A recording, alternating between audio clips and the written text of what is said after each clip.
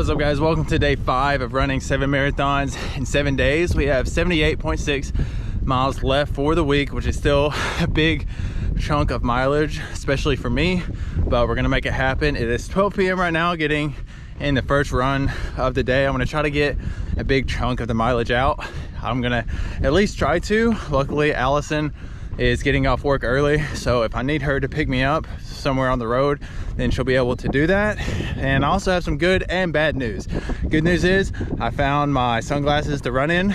Bad news is one of the legs on the tripod of my GoPro broke, so I don't know how I'm gonna stand it up. So yeah, let's get on with this first run. I should let go.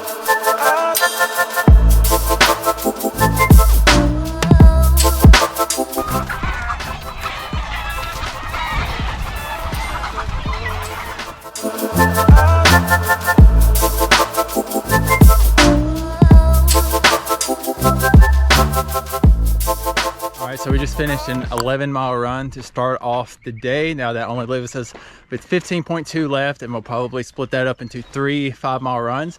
But my body still feels great, knock on wood. But I'm gonna go in here, take a cold shower. I really enjoyed those yesterday. Probably eat a popsicle if we have any left, but I'll update you guys on what's next. How's your mom? Hayden, you made me say I should let go.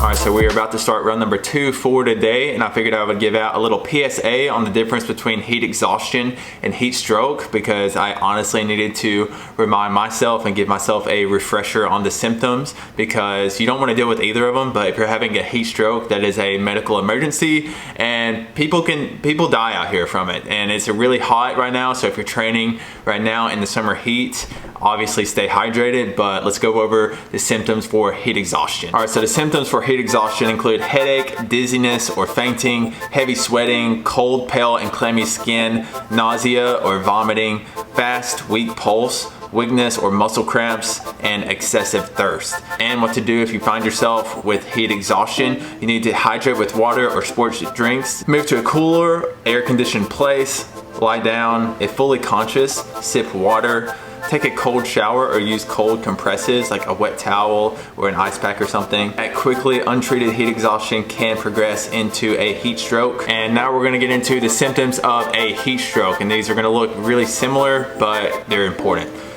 Symptoms include headache, confusion or delirium, may lose consciousness, no sweating, dry skin, hot red skin, nausea or vomiting, rapid heart rate, body temperature above 104 degrees Fahrenheit. And what to do if you find yourself having a heat stroke: you need to call 911 because it is a medical emergency. If you find someone who is suffering from a heat stroke, you need to move that person to a cooler place. Use cold compresses to reduce body temperature. Do not give fluids. But yeah, I figured I would share that with you guys. Now we are going to hit the road for run number 2 of the day, and it is 5 p.m.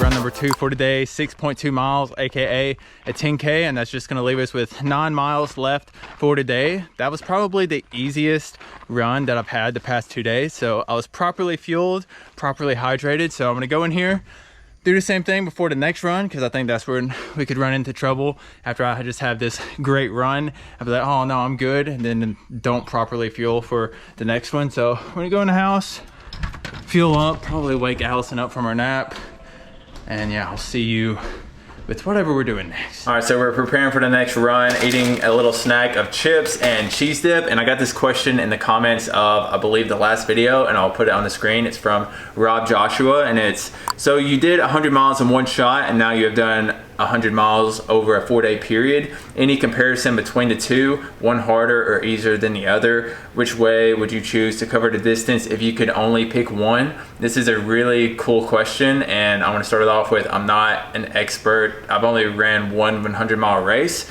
but I would definitely say running 100 miles in one day is definitely harder, and doing it over a 4-day period was definitely easier. But if I were to only be able to pick one to do, I would pick doing a 100-mile race all at once, because that's one thing I really like about ultras, or these really long endurance events, is that that's all you have to focus on. Like whenever you start the race, you don't have to worry about anything else going on in your life really. You can just focus on running, and whenever it gets hard, literally just one foot in front of the other. But whenever you stretch it out to 100 miles over a 4-day period, then you do a few runs, but you still have life in between those runs that you have to take care of stuff that you have to take care of in your life.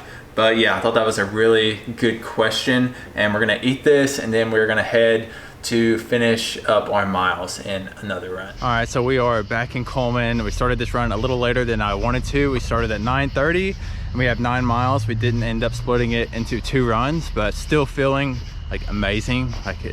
I'm really shocked at how well my body is holding up. But yeah, I want to knock out these 9 miles and go to bed.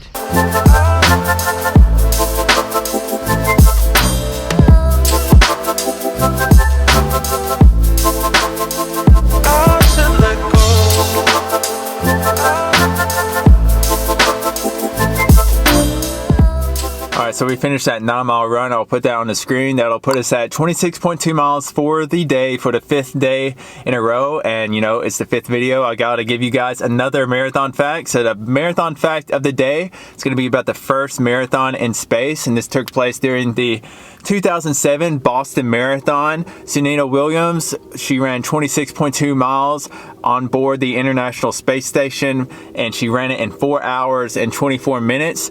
Talk about like an overachiever. You're an astronaut. Hey, you're on the International Space Station. Let's just run a marathon. That's insane. But now we're gonna head home and I will wrap this video up for you guys. All right, so we've made it home and showered. It is 12:30 right now. We have pretty much screwed up our schedule and any hope that we had of waking up and doing any morning runs probably for the rest of this challenge. But that is gonna wrap up day number 5 of running 7 marathons in 7 days. I was really expecting day 5 to be a lot harder than it was, because we're over the halfway hump, but we still had a ton of mileage left. But today was really smooth. It was really easy. Again, my body is really surprising me at how well it's holding up.